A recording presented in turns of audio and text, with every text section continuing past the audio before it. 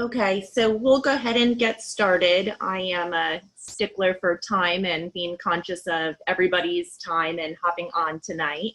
So first, my name is Molly Woodstrake. I'm the co-founder, one of the co-founders of Encinitas4Equality, and want to thank everyone, especially Mayor Blakespear, for making time to come on tonight and educate us and have a discussion with us around housing specifically and Encinitas and the history of it. And for those of you that aren't familiar with Encinitas4Equality, I will give you a quick background on our organization. We started 13 weeks ago in the wake of the murder of George Floyd.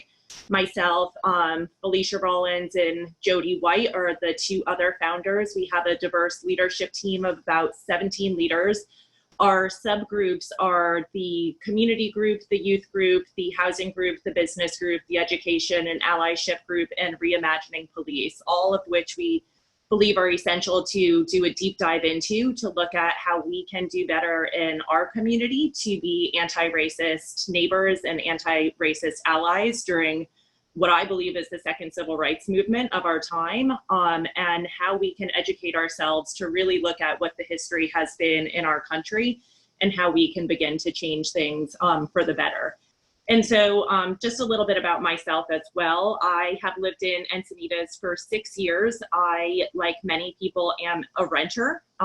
Looking to buy in Encinitas in the times that I've looked means finding a house that would have property to build an ADU on it to be able to afford to live in Encinitas where I would like to live. I am a professional, have been employed with SEIU United Healthcare Workers, which is a healthcare union. I'm a labor organizer for the last 12 years. And, you know, to me, my own personal story about not being able to purchase and own a home in Encinitas based on the housing prices, I think is really something that goes along with how do we diversify our community. I am a Mexican-American woman trying to figure out how to buy in Encinitas, and this is a challenge for me. And so how do we support other diverse community members that would like to be able to buy or even rent? My entire time living in Encinitas, I have always had roommates, you know, now going to be living with my partner, but again, I would never really be able to afford to live alone in Encinitas. And I think all of this is something that the city has been grappling with for a long time, as well as many cities throughout California. And so we're looking forward to hearing from Mayor Blakespear about the history, how we got to the point that we're at now, and hopefully some hope about what things could look like in the near future. And so just so everybody knows, everyone is muted just so we can make the most of our time on here. Mayor Catherine Blakespear will do a 30-minute presentation around the history of housing in Encinitas. We have some questions that have come in from the community in advance that we will answer some of those questions, and then we will open it up in the chat group for a Q&A. So I would just ask that as the mayor is speaking to not put stuff to everyone in the chat group, especially questions, because they'll be hard for us to scroll back through later to find your question. And so if possible, if there's something you hear while the presentation is going on, just jot it down for yourself or put it in the chat, but don't hit send. And then that way you'll remember and we can try to get that in at the end of the presentation. With that, again, thank you, Mayor Blakespear, for joining us today, and I will let you take it from there.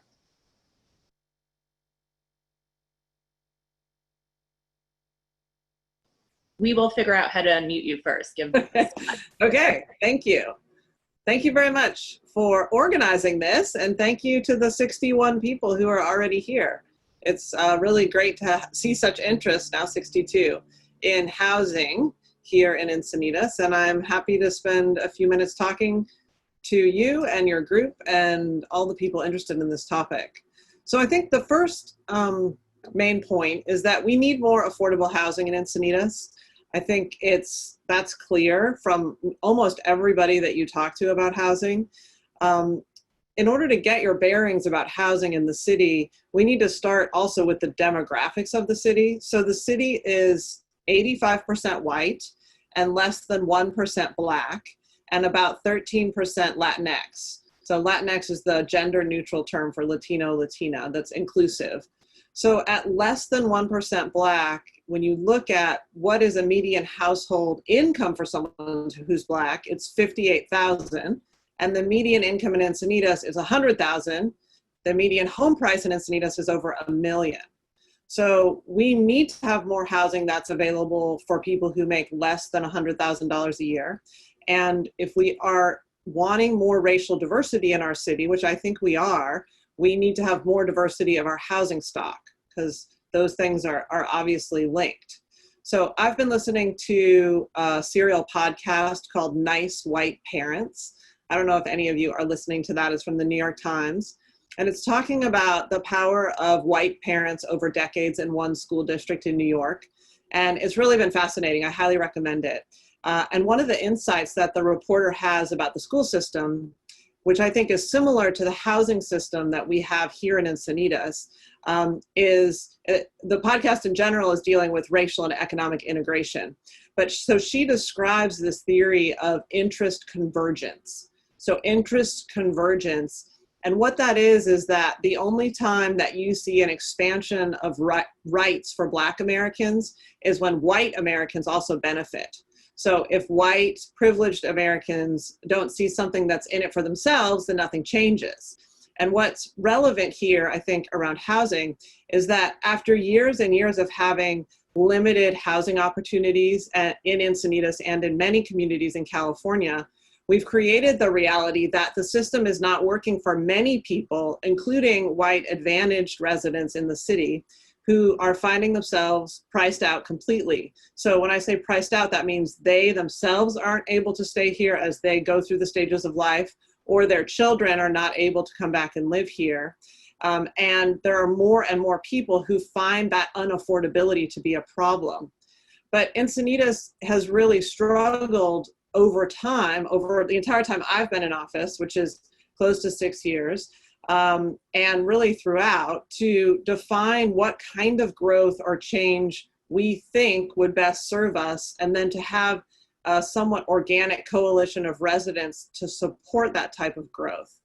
So I think that having that conversation about a shortage of housing opportunities, we need to have that in a nuanced way, in a long-term way. And it's been historically very difficult because the politics of housing are difficult here, and it conflicts. The politics of housing really conflicts with the need to be both thoughtful and courageous. And so what's clear to me is that we're still struggling over whether to add any housing and what type. And what we really need to be talking about is how. How is the best way for us to be adding housing here in the city of Encinitas? And I think it's important to go back to the reasons behind that. So why should we be talking about how to add housing? I think it's because housing is really basic to the experience of being human in America, having a house, having a roof over your head. It's also state law. So we as city leaders need to provide housing for a population that's growing. We need to provide the opportunity for more housing. And as we look at the very bottom of the housing spectrum, so if you start at the bottom, which is homeless, and then go all the way up, homelessness is really growing exponentially. And right now we see that there are eviction moratoriums because of coronavirus, but when the eviction moratoriums lift and we still have much higher unemployment, you know, the homelessness epidemic really could skyrocket. So housing and homelessness, they are clearly linked. And we also increasingly see that the middle class is squeezed by the very high housing costs. And then it's also important to remember the effects on climate change. So we all should be caring about climate change. I care about that. I think a lot of people do. And the more as a system that we can have people living in developed areas and provide for them there and not sprawl out into the backcountry and eat up the wilderness, that's going to make our carbon footprint smaller. So the alternative is these long commutes, and we know that car trips are among the largest contributors to climate change, and also people living in that urban wildland interface leading to danger and fire danger. And so reckoning with that, this idea that you either going to have to go up a little bit or out, is something that we as a community have had a really hard time doing. And so it's useful, I think, to look back on how did we get to that place where we have such a hard time doing it. And when you go back to our incorporation, I mean, we are considered one of the most anti-housing cities in the whole state. So why is that? Why are we considered that? And it's worth remembering that when we incorporated in 1986, which was more than 30 years ago, we did it to control our own development.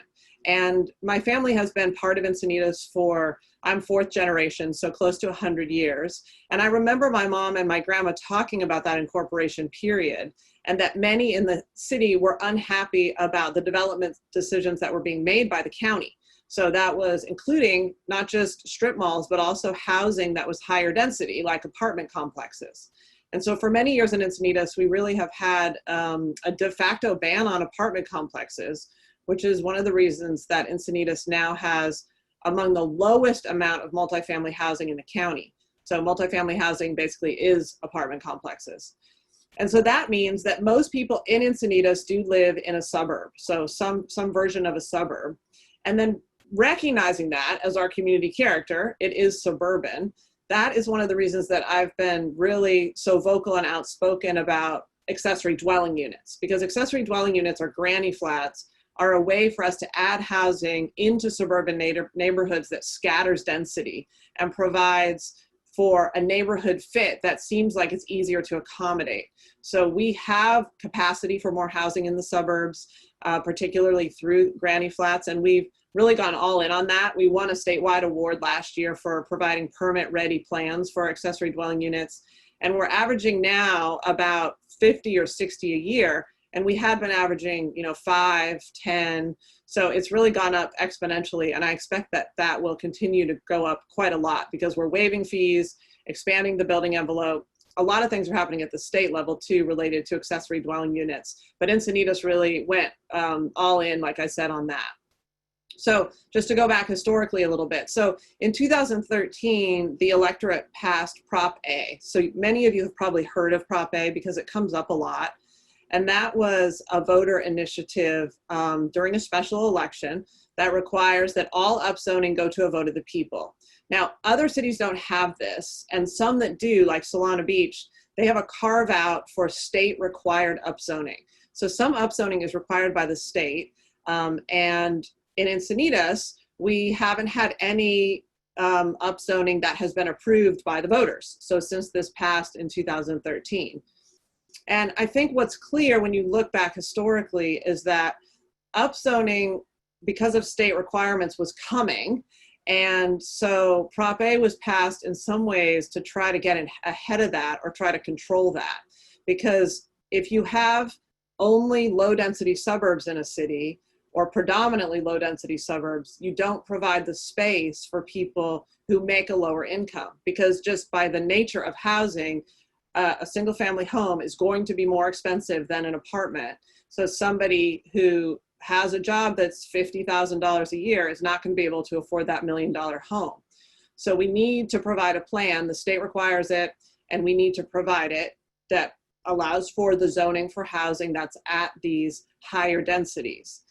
And just for a little bit of information about what is lower income, because this does come up a lot, and I think it's important to clarify.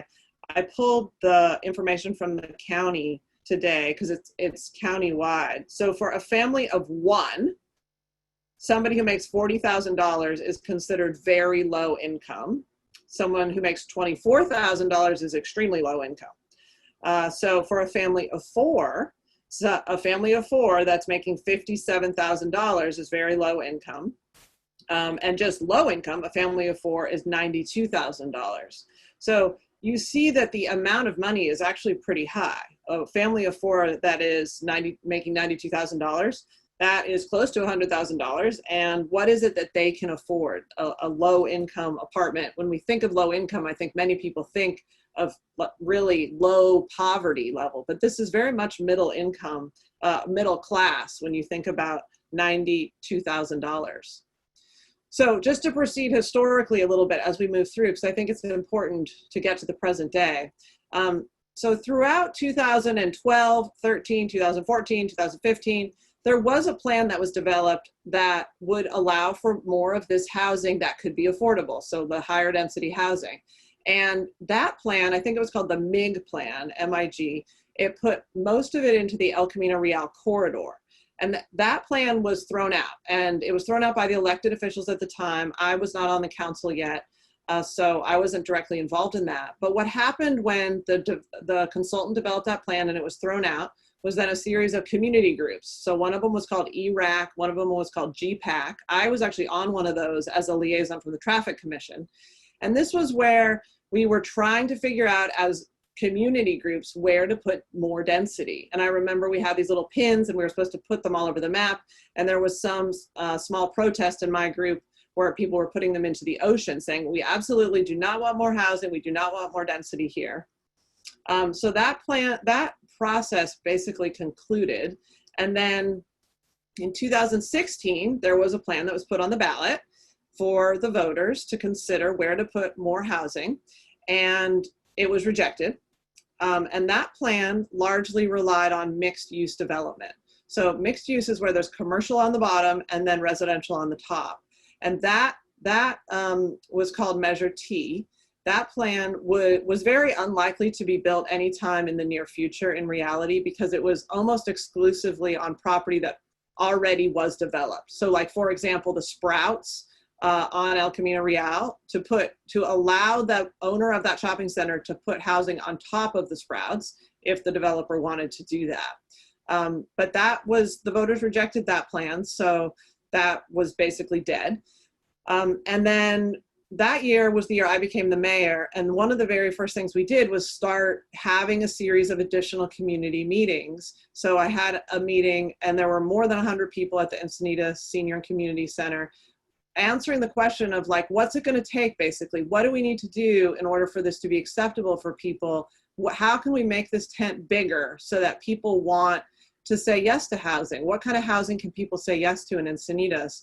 And what we decided to do was to have meetings, it was almost every other week in public, all of it in public, and to include 2 elected. So it was me and then the deputy mayor, Tony Kranz, and then Bruce Ellers, who was one of the people who wrote Prop A in the first place, and then Kurt Grosclose, who was somebody who was a former planning commissioner. And we would talk through all the different ways we might get housing in the city and understand the state laws, because really the state laws were driving and still are driving housing decisions. So how can we make this acceptable to the community? And we really explored the details around a lot of community questions, like why can't we just count all of the unpermitted accessory dwelling units that are hidden out here and there in the city? And the answer to that is that the state housing laws require that the housing be new, the zoning be new. Why do we have to go to R30 zoning? Could it be at R15, or could it be a reduction? Other parts of the state have various reductions for various reasons. But the answer was basically no, because R30 is a default density that is considered affordable by design. So if you zone for R30, it is considered to be affordable. And so whether it is affordable or not, we know that if it's not right next to the beach, it's going to be more affordable, because land right next to the beach with a view is going to be less affordable. If it's a smaller unit, it's going to be more affordable. So the zoning is very much driven by these requirements under state law. And in the middle of that process of going through with our housing attorneys and doing it all in public so the public could watch, the state laws changed quite a bit. So this was 2017, and 18. They changed it 2018. That said that the zoning that we chose had to be on properties that was either 50% vacant land, and then there had to be owner interest. And so owner interest in development, those were designed and aimed at getting properties zoned higher density that actually had the likelihood of turning over within this 8-year period, the 8-year housing period.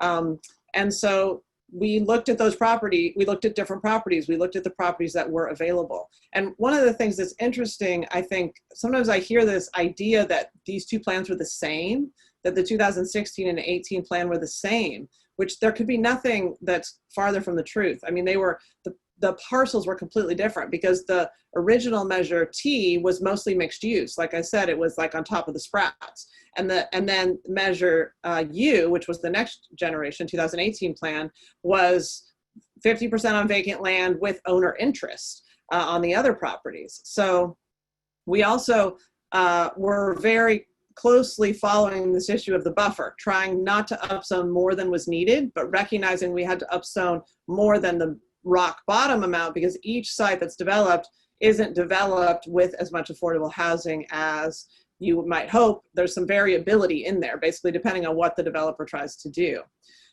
So that plan also failed. So now 2016, 2018, two failures. We're in major housing litigation, and the judge had said, let's just see what the voters do in 2018. And they voted it down again. So the judge said, okay, you have 120 days. I'm putting you under a court order to get a housing plan that the state agrees to. So the state having to agree to it within 120 days meant that our back was really against the wall. We didn't have the opportunity to negotiate, to come up with anything creative. 120 days is 4 months. I mean, that's really almost no time.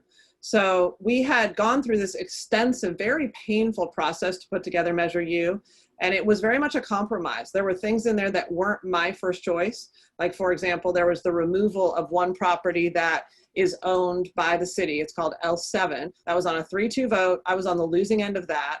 But when it came back around and we had 120 days, there had been such a difficult community conversation and compromise around what Measure U looked like. And part of it was the goal of it was to get the voters to pass it, was to say, what is it that people in Encinitas want or will accept? And this one L7 site was such a flashpoint for the people who lived around Quail Gardens Drive, who already had a number of sites that were on the plan, that 3 members of the council, which didn't include me, but had said that that was a deal breaker for them. They were unwilling to move forward with that site on there. So when we had that 120 days, we did not change that compromise plan. So that's the plan that currently is moving forward. So there's one site in Alevenheim. We know it's very unpopular and very controversial.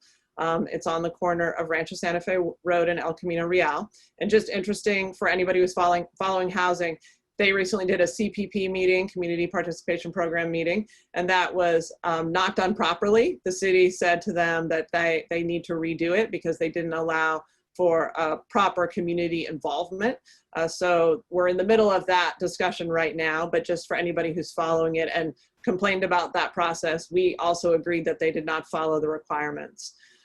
So basically we are now moving forward with, we finally got a certified housing plan for that 5th housing element cycle. And then now we're moving into the 6th housing element cycle. And we have fewer numbers to accommodate this time around because of a change in the methodology. And I think the question is, like, where are we going from here? What is the future of housing in Encinitas? What is the vision? There was somebody who wrote a question in advance who said, what is the vision? Because it's hard to rally around something that doesn't seem to have a clear vision. And I think for me, I can only speak for me, but I think the vision is that we are building truly affordable housing, that we are providing options for people who are homeless to move into something. So whether that's a converted hotel or other options, someplace for them to go and be. We don't have a homeless shelter in this city. We don't have really any options for people who we are trying to move off the street. I know that that will be very difficult for us to find a site for that, because in Encinitas, there's almost nowhere where a neighborhood raises their hand and said, we would like this. We would like more affordable housing. We would like to provide help for people who are homeless.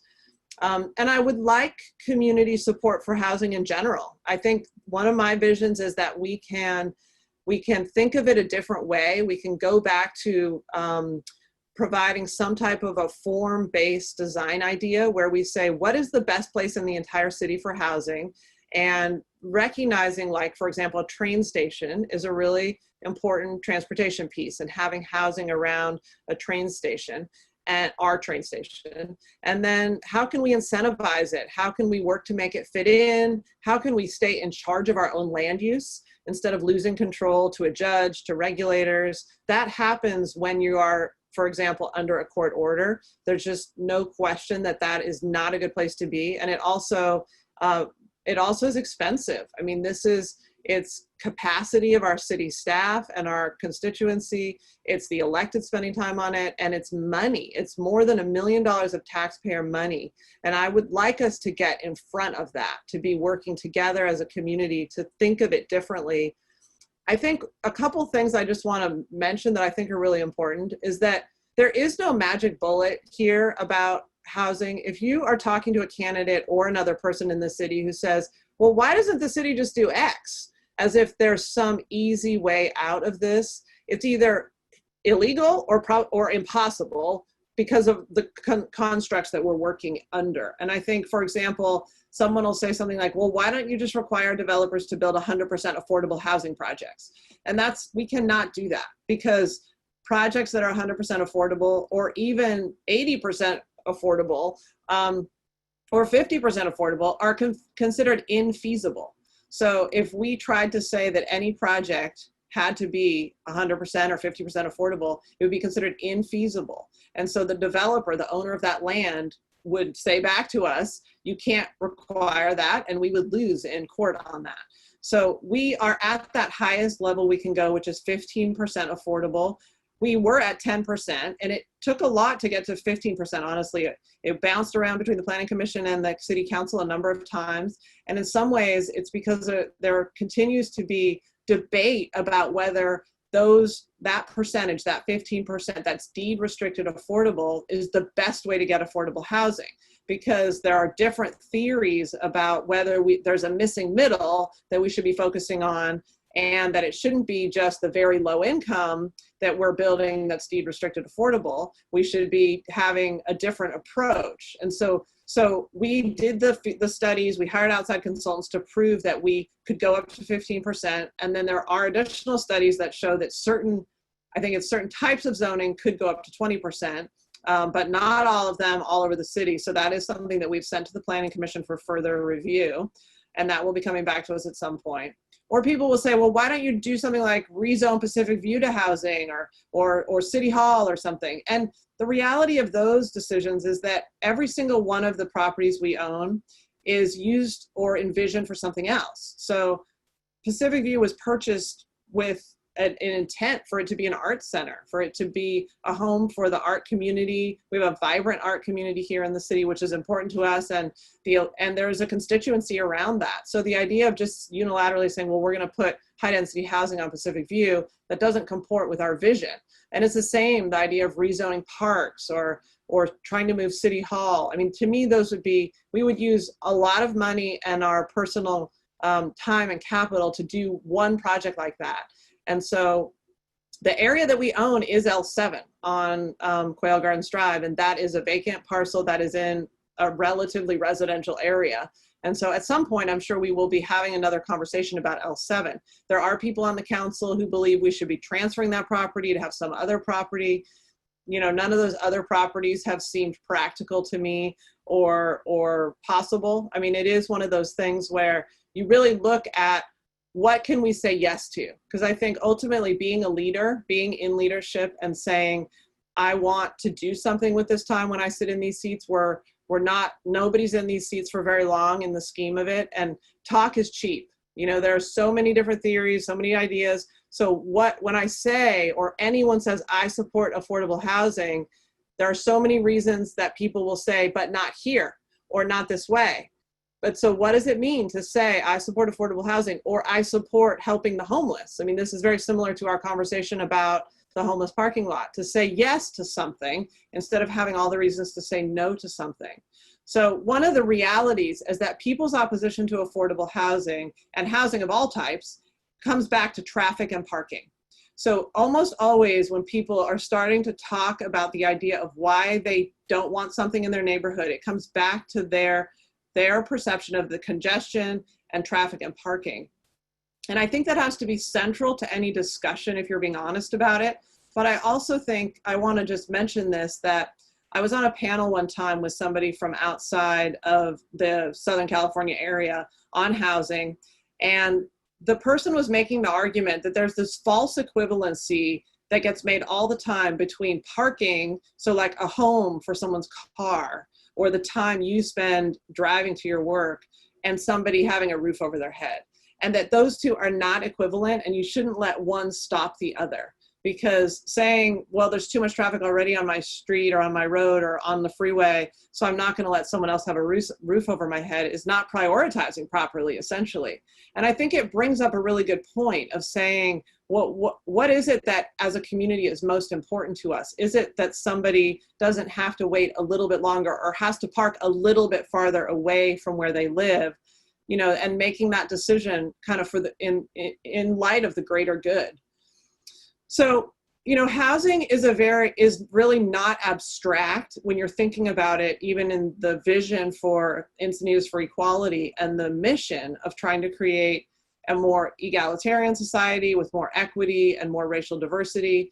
It is something that is truly an on the ground, controversial reality that we struggle with here. And I think it's hard to have it both ways, to be a progressive person, to say, I don't want to provide affordable housing. If you can't live here, then you go live in Temecula, you go live in Vista, but also to maintain that identity and say, but I'm a good person, a good citizen, not a good person, a good citizen who believes in equity and opportunity. I mean, in some ways, I really think that there becomes an inconsistency there, and you have to be able to reckon with that and say, I am willing to accept some more housing in my city and to say yes to some housing. And so before we go, we're just at 30 minutes, a little after, so I want to be timely on this, but I just want to end with something that I think about a lot, and it's something that President Lincoln said, and he was talking about his opponent, who he believed was promoting the spread of slavery into new territories and states. So this quote, I'm sure many of you have heard it, but he said, "Public sentiment is everything. With it, nothing can fail. Against it, nothing can succeed. Whoever molds public sentiment goes deeper than he who enacts statutes or pronounces judicial decisions." And so that idea that public sentiment is everything, when you think about public sentiment, how is it created? Like, what does it mean, public sentiment? To me, it means it's those of us who make decisions, but it's those of you, all of you out there, who communicate with us. So it's what you say at public comment. It's who runs for office and on what platform. Is it on a NIMBY platform, or is it on a I want more opportunities for housing in my city type of platform? What kind of emails are being sent to us? Who's standing up and asking questions? Who's organizing forums like this, and what is the premise of them? Because I do perceive that public sentiment around housing is changing. And like I said at the beginning, related to the nice white parents, it's that interest convergence of having a lot of people say, wow, housing policy is not working as well as it should, and where the private market is not working, and we need to do something differently here. So I encourage you to be engaged in that discussion. If you're on this because you would like to see more diversity of housing and more housing built, to use that voice, to participate in that public dialogue and help us create that public sentiment so that we can move the needle. And after the election, when we're saying, okay, we're going to dive into this again. We're going to have community groups. We're going to start organizing around the principles of where does housing make sense and what kind in our city and how can it be affordable, to show up and to say yes to housing, the housing, and participate in that dialogue. So with that, I will turn it back to you, Molly, to ask questions and otherwise manage the forum. Great. Thank you so much for that history. There is so much that I didn't know, things that were happening before I had the opportunity to live in Encinitas, and things that happened after. And I'm, the first to say that I've been guilty of not being super active in local politics. I'm a community organizer. I'm a labor organizer. I've worked on both of President Obama's campaigns, but I have not been active in my own backyard when it comes to local politics. And so just getting that history of how difficult it's been to enact change in housing in our own backyard was really useful for me, and I thank you for that. And so for those that hopped on a little bit less, I just want to quickly reintroduce myself. My name is Molly Woodstrake. I'm one of the co-founders of Encinitas4Equality, and I didn't have the opportunity before, but I'm going to share it now.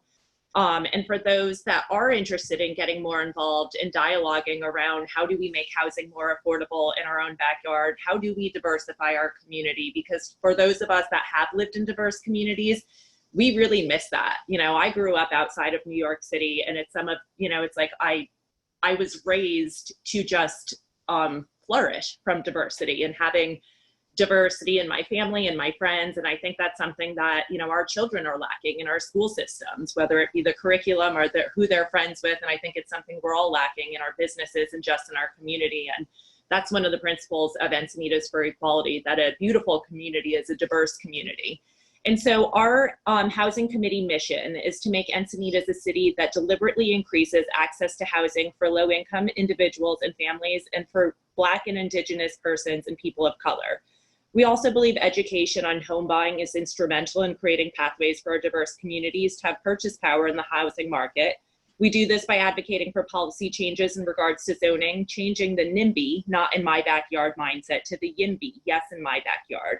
It is our belief that all Encinitas residents benefit from diversity and want to open the doors to homes for all those that are interested. And so just to talk about, you know, nice, I think you said nice white parents or something along those lines. I read an article that talked about how progressives are going to be their own downfall when it comes to this, because we will put Black Lives Matter signs in our yards, but then we have the same mentality where we're saying Black Lives Matter, just not in my backyard. And I don't want to have this diversity. And I think that's really something we all need to come to terms with, that, you know, being anti-racist, which is the mission of Encinitas4Equality, requires some sorts of sacrifice. And it might mean that we sit in traffic a little bit longer, and it might mean that we have more congestion on the streets that we've enjoyed not being congested, but it also means that everyone gets the same opportunity that we have had for so long to access, whether it's our ocean or our education system. And I do urge everyone to look at the history of redlining and what has happened for so long to really change the system for our Black families and why they don't have the same housing opportunity. And so we're going to open up to questions, but I quickly also want to introduce Lainey, who's on here. It's Laini. She is the co-lead of our housing committee. And so if there's anyone that's interested in getting more involved with Encinitas4Equality, specifically in the housing committee, you can send a message in the chat group privately to Lainey with your email, and we will send you information around that. And with that, we have a couple questions that were emailed in. And so the first one that I'm going to ask is in regards to COVID and density. And so the relationship of density and COVID are being studied. And so far, there is a range of highly complex and conflicting findings. With so many long-term uncertainties ahead, will the new normal reshape the current approach to our housing issues? Yeah, that's a good question.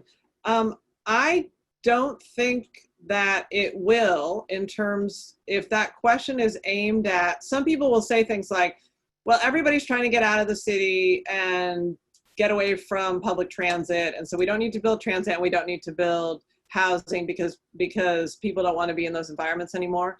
I don't think that's true. I don't see that as happening here in the city. I don't see the dialogue is changing dramatically when it comes to that.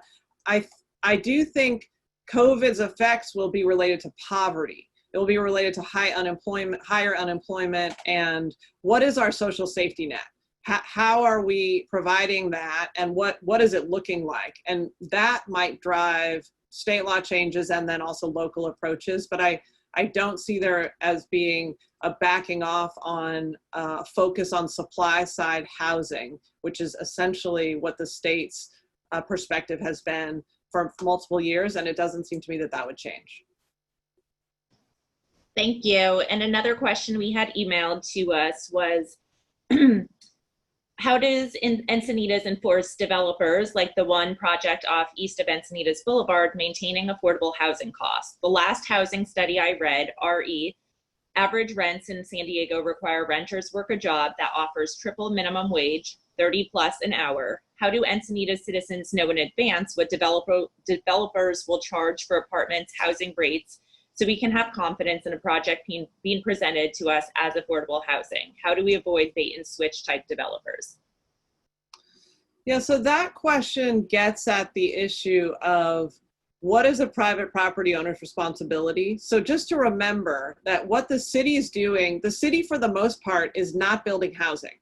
So this whole process I just described is zoning. So we are zoning to allow the market to provide housing that's higher density.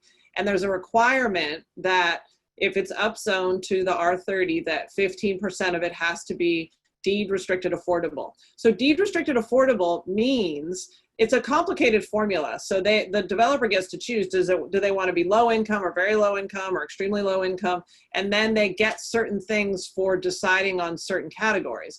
But basically deed restricted means there's a whole process where they have to provide proof of who it is that they are renting it to and what that person's income is, and it has to qualify. And essentially that's usually actually outsourced, but it has to be provided to the city. So if that 15% is clearly affordable, the other is not. The other part of a project is whatever the market will bear. So if they want to build it, they get to choose basically. And then the city is not involved in that and not regulating it. So that's part of the system. And there's not, in a way, a bait and switch because it's not designed for them to be doing 100% affordable in the first place. But the 15% is, and then the rest of it is market.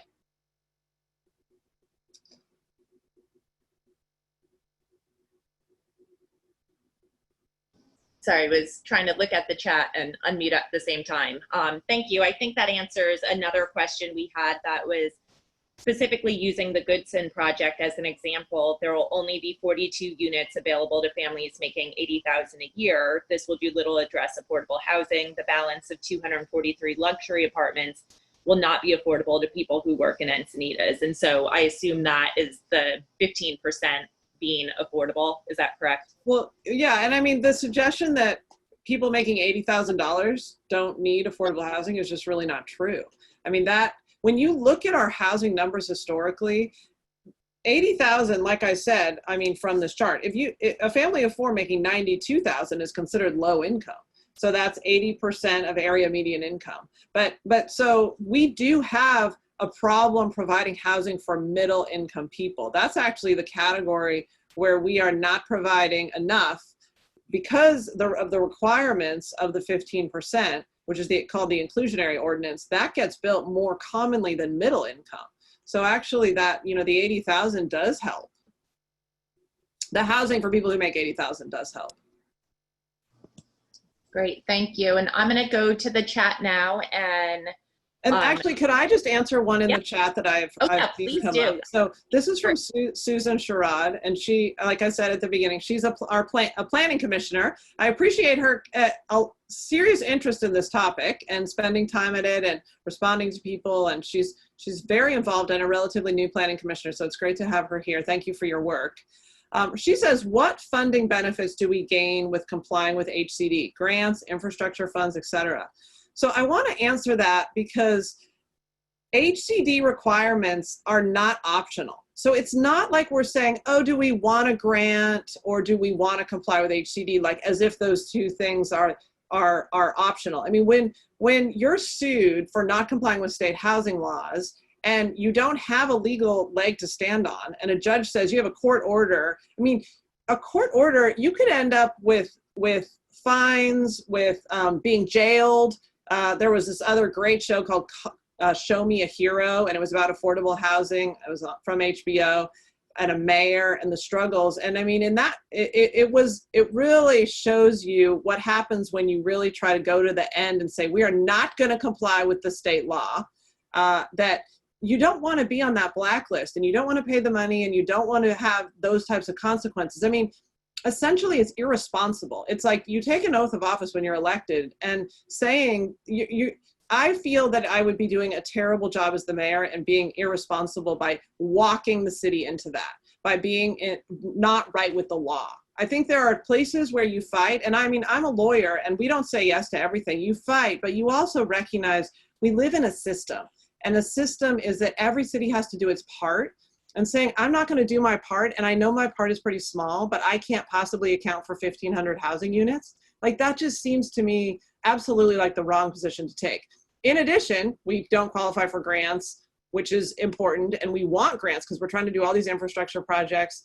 And so those are really important, but that's not really the driver, I would say, behind it. It's being right with the law, it's being responsible, it's doing our part. And so that's, that's what we need to be doing here. Thank you. And as a labor organizer, I'm well aware we don't get everything that we ask for. So I appreciate your knowledge and ability to understand that a lot of this is compromise. And so I'm going to just go from the bottom up. For Joshua's question is, what in your mind does it mean to take a long-term view to achieving change in this context? Is it about working to change hearts and minds initially, or more about focusing on input the city policy work? That's a great question. I mean, I will say that I think it's hearts and minds. I think our difficulty, so the people who are elected on the city council, I think get it. All five of us, I think, are trying to do what's right. We're trying to create more diversity. We're trying to create more affordable housing. We're trying to comply with the law. We have a really difficult time doing that. And, you know, when you see two failed ballot measures and then previous planning efforts and a lot of public dialogue that is very anti-housing, the rhetoric is very anti-housing. And I think it's difficult to feel like you can make any progress.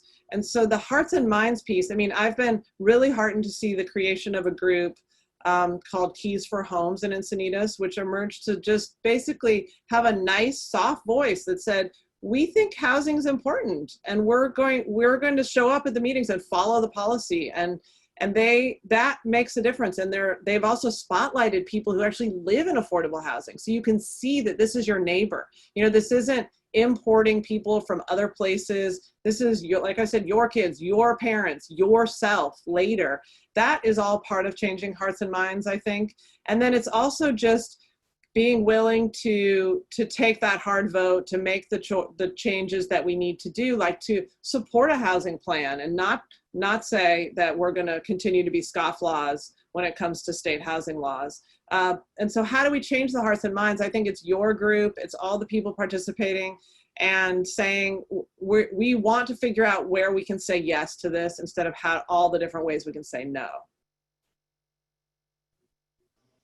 Thank you. And, you know, it makes me think the hearts and mind versus policy is that for many, many years, we have fought to change the carotid chokehold, and there has been a lot of, you know, policy work behind it. There's been a lot of statistics and a lot of research, and it really just took people coming together to demand that that happens. And so, you know, I'm hoping that our community will begin to come together around this housing issue and, you know, give the support that is needed to make these changes.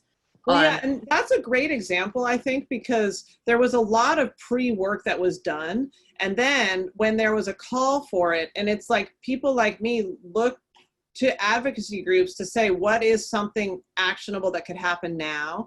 And then you saw the change in rapid succession. I mean, from the county sheriff to across the country. I mean, all of these different decision-making bodies were saying, we're going to say no to the carotid restraint.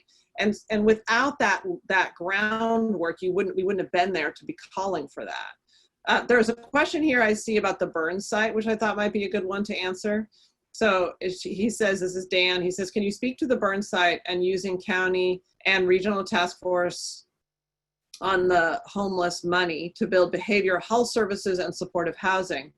So that's a good question. So the burn site is in New Encinitas, and it's a former landfill, essentially, where trash was burned. It's county land, and right now there's a sheriff's substation there. There's some car parking, and then there's the Solana Center, and then otherwise it's just basically capped, which means it's paved.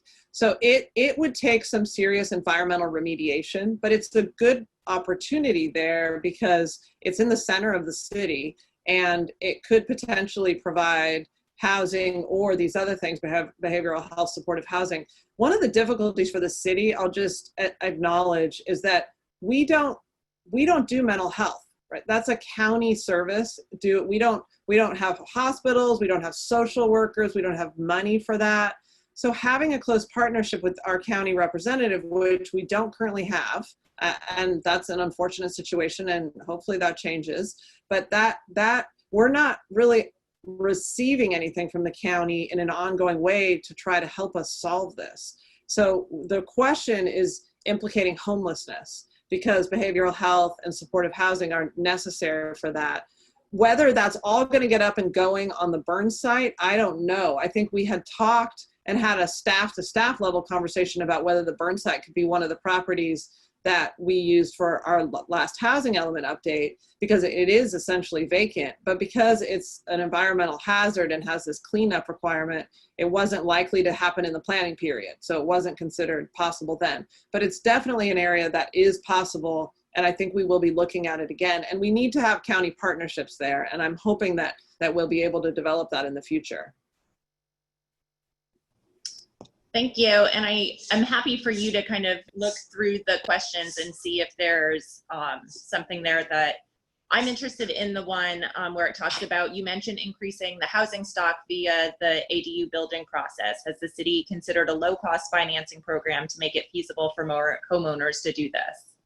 Yeah, that's a great idea. I actually think I was talking to someone on city staff about how to increase those numbers more, because I do think of ADUs as being such a great way to provide this more affordable housing. And it also gives the value to the landowner and not to an out of town developer or otherwise.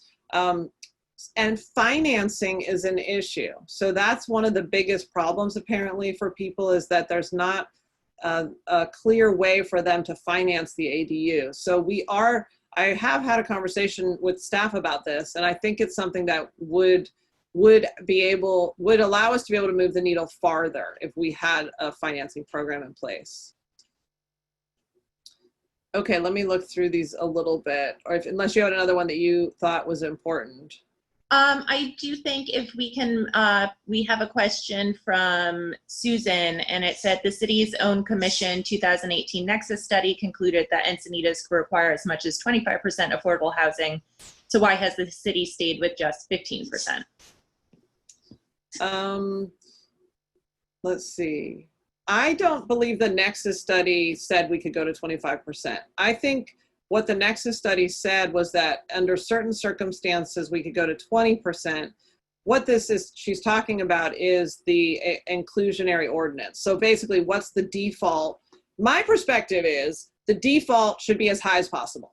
So if we could go to 25%, I would say go there right away, because that might make some projects less feasible for some developers, but regardless, every single project we had would give us a quarter affordable housing. The most we can get is the best, is what we should do. My understanding of the Nexus study, which is very complex, is that it has to do with what zoning they're coming from. So if somebody's coming from agricultural to R30, they have a lot more headroom in there. But if they're coming from R15 to R30, then it might not make sense. And then it was also partly broken down by location. So if it was closer to the beach or farther from the beach. So we had a joint planning commission meeting with about this, and we ended up sending it to the planning commission. And I'm hoping that is moving its way through. And so it'll come back to us. But just personally, I want the inclusionary ordinance to be as high as possible. And that, I know there are a lot of different opinions on that, but to me, that makes the most sense given how difficult it is for us to build affordable housing.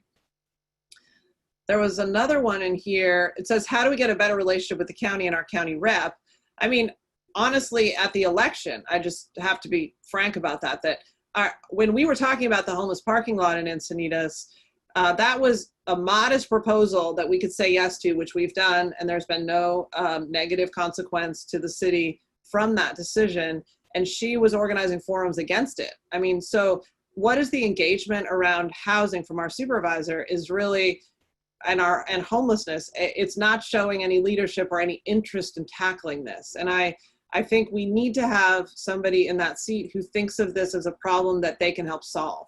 So, you know, we have not a bad relationship administratively, like city staff to county staff, but when the county says to us, like, well, what is it you want, or what is it we could do? And we say, well, maybe we need a van to help the CRC get from here to there. You know, that's like really modest. We need to have a bigger vision. It needs to be unified in the North County. So how are all of these North County cities working together? And the county piece is so critical because the state money comes through the county. So even like, for example, the convention center was housing homeless people during COVID, but we couldn't even get anybody from Encinitas to be able to go there because they were unwilling to move them or to provide space for them. because they were, you know, this was really a city of San Diego, and just, that's not great. You know, we need to have a unification of not just the administrations with the professional staff, but also the elected officials, and having a sense that we need to tackle this instead of hoping it's going to go away. And I think that's the previous model was, let's just have a law enforcement only approach and hope it goes away. And that's just not going to cut it. We're going to continue to see homelessness go up, and we need to have solutions to it. And I know they're going to be unpopular, but we need to do it. Thank you. And, you know, at Encinitas4Equality, we fully agree with that. And, you know, it is unfortunate that, you know, on Fridays we make 50 to 100 meals for the Oceanside Homeless Resource Center. We're going to be working with the Safe Parking Lot program to be doing that, but that is something that our county should be addressing and making a priority, is taking care of everyone that lives within these, within the areas of San Diego County, not just those that have a roof over their head. So, you know, we fully agree with you on that issue. So we have 4 more minutes, and I want to give you the opportunity to just look through if there's any final questions. One of them says, how do we prevent ADUs from becoming short-term vacation rentals? I think is what he's implying there. And so short-term vacation rentals are almost always for less than 30 days. So ADUs cannot be rented for less than 30 days. So that's the way we've managed that regulatorily, is that they have to be, because we are trying to provide housing. We are not trying to provide hotel rooms. So nobody who builds an ADU and it permits it can rent it for less than 30 days. And we do have this thing called host compliance, where we follow up on our vacation rentals. So I do think that that's working. Okay, wow, there are so many questions.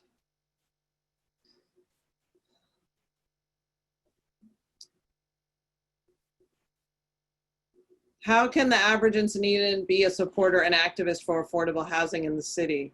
Yeah, that answer of join the housing committee is a good one.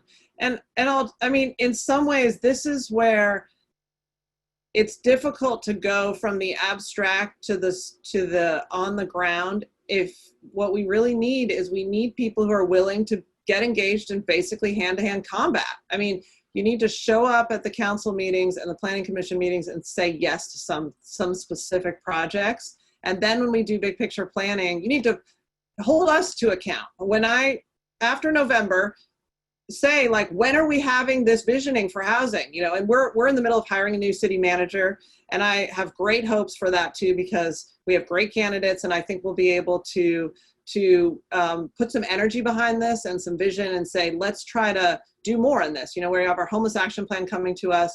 So to show up for things to say yes to, and then also to be part of that bigger picture visioning, that's really where things move, because people are asking for them. Everything takes work, and everything has a lot of different complexities to it. So when there are people asking for things and saying, we want this, that is what ends up getting the attention. And it's the squeaky wheel, but it's also representative democracy, right? It means that what you care about is reflected by those of us who sit here. And so I am asking you to continue to show up, to hold me to account, to ask for it in public, to advocate on behalf of if a project's coming forward, almost always there's an unbelievable amount of opposition. But is there a project that you can get behind, that you could show up and say, hey, yeah, I understand this is some market rate housing and some affordable housing, but it's housing and it's needed, and this is a good project, and I support it. Because very rarely do we have those voices. We have lots and lots of voices that say we don't want this. But having voices that say we want it and this is a public good is really important. So Encinitas is just too nice of an area to live. Affordable housing isn't comparable with top areas for coastal locations. Yeah, I mean, I saw you were one of the first people in, Peter, and I know we spoke on the phone recently, but that idea that we're going to get ours and close the door and no other people are going to be able to live here, I think that's what we have to say. Actually, we reject that, because we don't want to be a stagnant community. We want to have diversity. We want to have young people. We want to have old people. We want to be, that is community character. I mean, when we're talking about what is it that makes Encinitas great, it's the people. It's the built environment being highly variable from different time periods. It's the proximity to the ocean, but it's the people. And so we want to continue to be that vital community that has all different types of people here. And if we close the door after us and say, all the service workers, all of the mechanics, all of the teachers, all the healthcare workers, you go live somewhere else and commute into those jobs here, then we aren't being that welcoming community that I think we are. So I think that's part of it, is saying we are that community, and so we have to own that and be it. So, okay. I think do you want to say any last thing about your group and how to get involved? Yeah, so I just, I appreciate you walking the walk and saying for people to reach out and be part of the conversation. We, reached out to you about 2 weeks ago and asked if we can do this forum because our group really is looking to be educated. We did get a couple questions from people asking Encinitas4Equality about, what their plan is. And really, we're learning right now. And I think that's really important for people, is to do the education and learning around, why we don't have diversity, how we can do better about this. And so we appreciate you taking the time. We also just want to let people know that we are, we're just recognized as a nonprofit in town. We will be getting our 501c3. And so, Mayor Blakespear is the mayor. That's why we're meeting. We don't endorse any candidates. We endorse issues. And we do believe in diversity in housing. We do believe in having responsible development in building that makes, that does open the doors for everyone. And we don't believe in we have ours now, and that doesn't mean anybody has that opportunity. So we thank you for sharing that vision with us. And if anybody else would like to be more involved, we put our website in the chat group. It's www.Encinitas4Equality.org. You can see each of our subgroups in there, and there's a way to get more involved. And we look forward to having more dialogues with you in the future. About how we can, support mutual goals of having a more diverse and affordable community. So thank you. Thank you. Bye, everyone. Thank you for joining.